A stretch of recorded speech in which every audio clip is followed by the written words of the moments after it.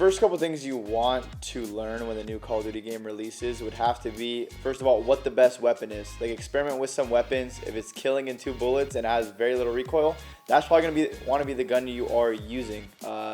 It's going to do the most damage and get you the most kills. But also another thing is learning the maps as quick as possible, so you know where the power positions are, where you can be in this head glitch over here and kill all the people out in the open. So having a gun that kills really quickly and good positioning, and they're going to be playing well every time. The first thing that you should learn about in a new game is definitely the spawns and the timings. You know, depending what hill has what spawns, what you can block from what positions, and the timings you have where, you know, let's say the enemy spawns in X position. In 5 seconds, they could be in Y position, or Z in 10 seconds, or, 15 seconds, they could be in the other position. So having those timings down comes from knowing the exact pinpoint locations of the spawns and knowing how long it takes to get from that spawn to the other locations. So that's the most important thing. The best way to learn all of that is just grinding. So play a lot of tournaments, play a lot of scrims, and then watch a lot of film. That's the easiest way to get a good grasp on all of that. When a new Call of Duty comes out, like, what you're trying to look for to like form, and I think the foundation really is like how the game works fundamentally. So figuring out how the spawn system works, how what you're doing on the map influences X, Y, and Z, and how you can consistently make those things happen is the most important part. It is mechanical and fundamental. Fundamental is the most important, I think the most important thing, because mechanically just comes with playing the game, learning and understanding the game fundamentally. I mean, every Call of Duty is different. Some spawn systems and things like that are the same, but there's always going to be different power positions, different little tendencies and entities of the game itself, and different maps. When a new Call of Duty comes out, the first thing I focus on, is the movement and settings. I look at all the settings, make sure, all that is what I want. And then after that, I kind of go into matches and I see how the movement is. I try to slide, I bunny hop, whatever it is, see all the movement that I possibly could do. And while I'm doing that, I'm kind of like studying the map, because you don't really, need to learn the map before movement or shooting your gun, because as you're playing more, you're going to get used to the map. So the things I focus on, just mainly the movement, try out everything. If there's a bunny hop, if there's a slide, if there's a drop shot.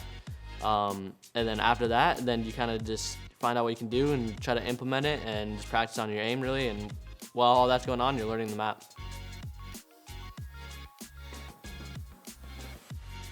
When a new COD comes out, it's very important to look through all the settings, because with the last game, Modern Warfare, you can get crazy. You can have like auto attack sprint on and all this crazy stuff to make the game easier for you. And so you always want to look through the settings page, but the main setting you're going to change is just your sensitivity, finding a comfortable one where you can move around quickly, but also still have very good aim and to snap on anyone that might be in your way.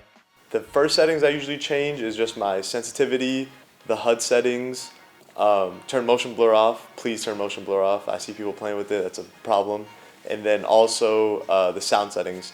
Don't play on the default sound setting. Try to put it on super crunch or high boost, or like some different sound setting that will give you more optimization to hear your enemies. So the default one probably usually isn't the best. Since Call of Duty changes every year, the mechanics change every year. So I'd always try to get ahead of the movement, whether it was dolphin dive or sliding or jumping or whatever it was. And I would just practice against bots over and over and over again, just practicing my movement every time I could. And then I would go back in scrims and I'd watch my movement and see what I'm doing and see how I could perfect it to make it harder for the enemy team to kill me. So for me, it was kind of just staying ahead of the game, no matter what game it was, and just practicing my movement over and over and over until I perfected it and made it super hard for the enemy team to kill. When a new game drops, I like to play public matches and tournaments just to play against real people. Because when you're playing against bots, you're really only helping your own movement and your own shot. But then again, it is a bot, so they don't have very good movement. They're not the real movement you're going to be facing when you're facing real humans playing the game. So just playing a lot of pubs and trying to get as much human interaction as I can on the Call of Duty servers. I think my favorite way to learn the maps is probably just grind in pubs. when a new Call of Duty comes out, I've always been like a fan of like grinding for the camos. I didn't do it this year with MW, but like Black Ops 4, I'm pretty sure I got Dark Matter. I literally got it in like 3 or 4 days. So like obviously grinding for the camos at the same time you're learning the maps and learning like little small, you can even learn fundamentals too of how the game works. So like grinding pubs, going for camos is probably like my favorite like way to actually learn the maps and like power positions and things like that.